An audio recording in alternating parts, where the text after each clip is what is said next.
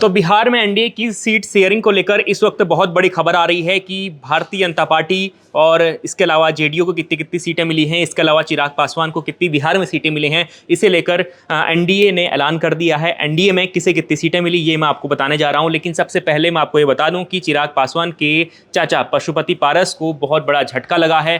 पहली बात तो यह है कि उनके खाते में कोई भी सीट नहीं गई है, ये उनको बहुत बड़ा झटका है। लेकिन इस बीच एनडीए ने किसे कितनी कितनी सीटें दी हैं ये मैं आपको बता दूं।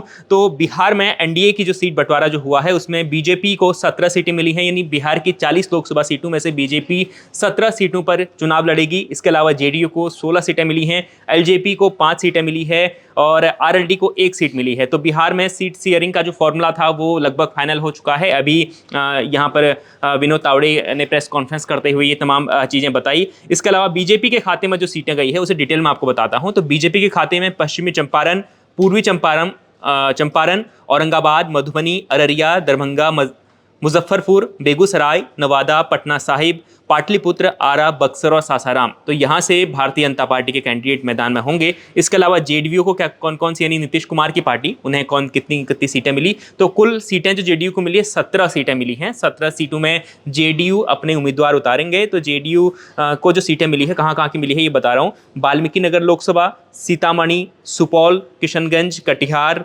पूर्णिया, मधेपुरा, गोपालगंज, सिवाल, भागलपुर, बांका, मुंगेर, नालंदा, जहानाबाद और सिवान। तो ये वो सीटें हैं जहां से जेडीयू यानी नीतीश कुमार की पार्टी के कैंडिडेट लोकसभा चुनाव मैदान में होंगे। लोजपा को यहाँ पर जो चिराग पासवान की पार्टी है, तो लोजपा को वैशाली, हाजीपुर, समस्तीपुर, खगड़िया और जुमई, यानी जो हाजीपुर की जो लड़ाई थी चाचा भतीजे के बीच में, लगातार चिराग पासवान जो थे वो हाजीपुर से चुनाव लड़ना चाहते थे क्योंकि उनके पिता की जो वो सीट रही है। तो लगातार उनकी जो डिमांड थी कि हाजीपुर उन्हें दिया जाए और आखिरकार ये जंग जो है चिराग पासवान ने जीत ली और हाजीपुर सीट से उन्हें चुनाव लड़ाया जाएगा, ये उन्हें मिल गई है। हालांकि वही चुनाव लड़ेंगे सीट अगर उनके खाते में आई है।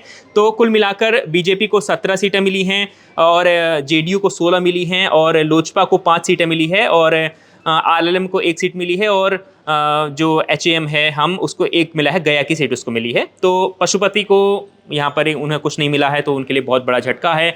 अब ये देखना होगा कि पशुपति पारस क्या फैसला लेते हैं। कुछ दिन पहले उन्होंने कहा था अगर सीट बंटवारे का जो फॉर्मूला है अगर उनके पक्ष में नहीं हुआ तो वो कुछ भी बड़ा कदम उठा सकते हैं या वो एनडीए में जा सकते हैं। इस प्रकार के उन्होंने कुछ ना कुछ संकेत दिए थे। अब ये देखना होगा कि इस फैसले के बाद हो सकता है कि एनडीए में बिहार में दरार भी आ सकती है। इसकी भी आपको खबर बताएंगे अगर कुछ अपडेट आता है तो। लगभग अभी का ये अपडेट है। लगातार आप देखते रहिए India.com और हम आपको लगातार अपडेट देते रहेंगे। बहुत बहुत शुक्रिया।